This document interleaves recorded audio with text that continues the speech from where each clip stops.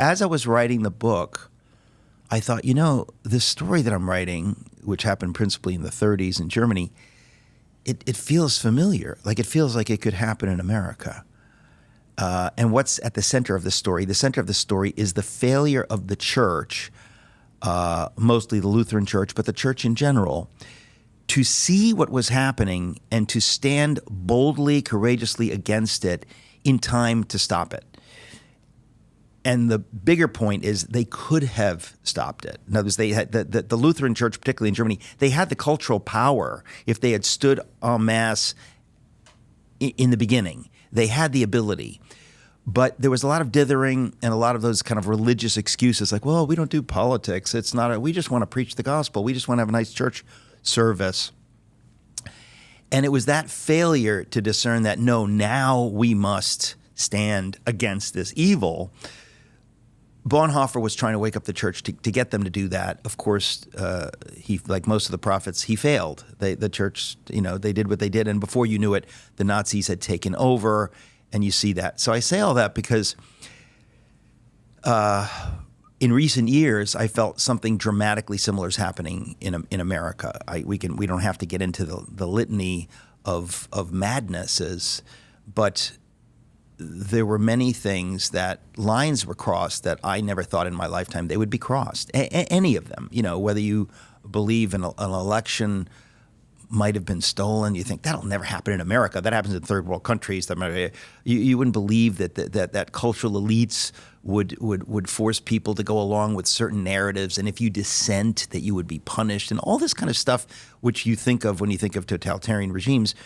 To see it on any level in America was astonishing for anybody paying attention.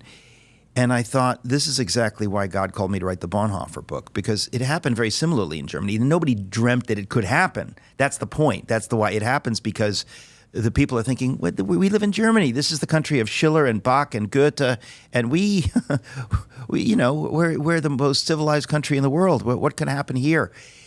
And so you let your guard down, and then before you know it, it's happened. And so Letter to the American Church was me trying to make the case to American Christians, have we in fact been guilty of what the German church was guilty of? Have we said, oh, I don't want any trouble. We don't do politics. We're just going to do our, Mm-hmm. And I thought, theologically, that's a mistake. It's not just practically a mistake. It's a mistake theologically in the sense that God calls us to stand against evil, just as he calls us to stand against slavery, right? You don't say, well, that's political. That's on the ballot this year. It's 1860 and slavery's on the ballot in our church. We're not going to touch that, because we don't get into politics. And you think, wait a minute. Who's kidding whom? This is about human beings. This is a moral issue, and I have a moral obligation. And in a sense, those who are opposed to the Christian view can use the term political as a cudgel and say, don't, But you realize, well, we're not being political. We're speaking against slavery. We have a mandate from the scripture, from our faith, to speak against evil.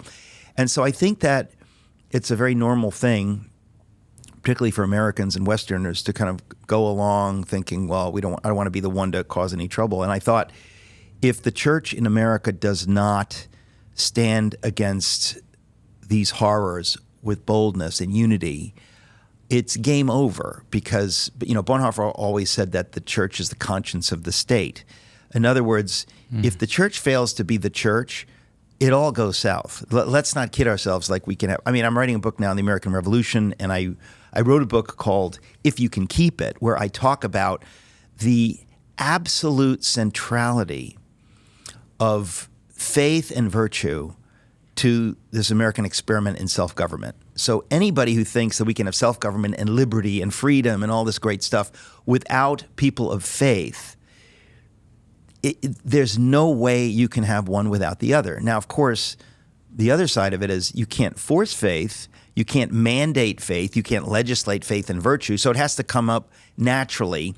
And so there's this profound connection. And so if the church hadn't been the church, if you hadn't had sufficient people of virtue and faith in 1776, America could never have come into being, period. There's just no possibility of that. And similarly, if the church had been the church during the rise of Hitler, the Nazis could not have abrogated those freedoms and human rights. And similarly now, in the last, let's say, 5 years, if the church is the church, you get a radically different outcome than if the church says, "Oh, we don't want any trouble. We're just going to go along with things." You lose liberty. To sum it up, you lose it. It's not guaranteed that you can keep it forever. And so that's why the book's called "If You Can Keep It," the one that I'm just referencing, because Benjamin Franklin was asked, leaving the Constitutional Convention, what kind of a government have you given us, Dr. Franklin, a monarchy or a republic? It's a famous line. And he says, "A republic, madam, if you can keep it." In other words, it requires keeping. And I think Franklin understood, and all the founders understood, that at the heart of it all is people of faith, people of virtue. You cannot have freedom without that. And so Letter to the American Church was really me trying to speak to the church now and say, this is it, folks. Like, this is it. It's not going to be it in 20 years. Like, this is it. If we lose now, we don't even get to fight in 20 years. It's over. And that I knew was not overstating the case. I always say, I wish I were wrong. I so wish that I could be persuaded that it's just my emotions have carried me away, but not at all. I think that was the case. And I think that the recent election is just one of those things. It's not, in other words, it doesn't solve everything, but it makes it possible to kind of keep going and to bring faith into the center of public life.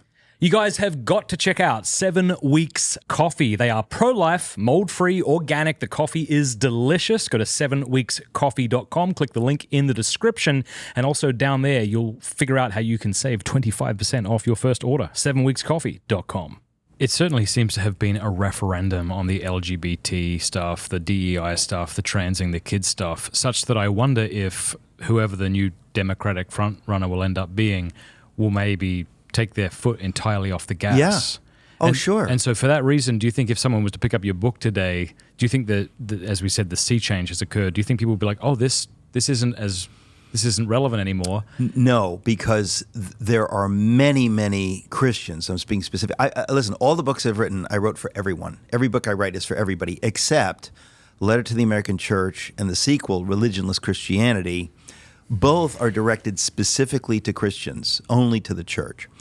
And there are many, many, many church leaders, Christian leaders, and Christians who have not themselves gotten this memo. In other words, enough have gotten it that we see the sea change that you're talking about, like we see it. But there are tons of Christians who don't understand what has happened or that they have a role. Because, look, when we say a sea change has happened, it's kind of like saying, like, whew, we won that battle. Mm-hmm. We're still in a war. Yeah. There are many other battles ahead. There are battles today and tomorrow and next month and next year. What battles do you see emerging on the right that Christians ought not to be quiet about just because their team are trumpeting them? Well, I guess... Thanks for watching that clip with Eric Metaxas. Click the link below to watch the entire interview. It'll definitely be worth your time.